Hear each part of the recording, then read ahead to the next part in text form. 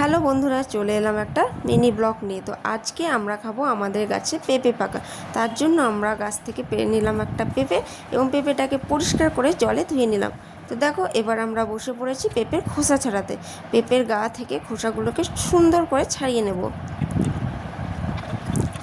তো খোসা ছাড়ানো প্রায় শেষের দিকে। দেখো, পিতি আর সঞ্চারী বাটি নিয়ে বসে পড়েছে।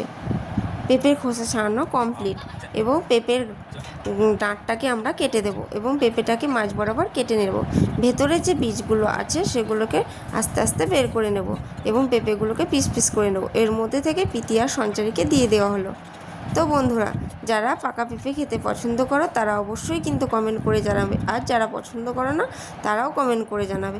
যদি ভিডিওটি ভালো লেগে থাকে তাহলে লাইক করবে আর শেয়ার করে দেবে এবং চ্যানেলটিকে সাবস্ক্রাইব করবে। তো দেখো বন্ধুরা, আমাদের পেঁপে কাটা কমপ্লিট।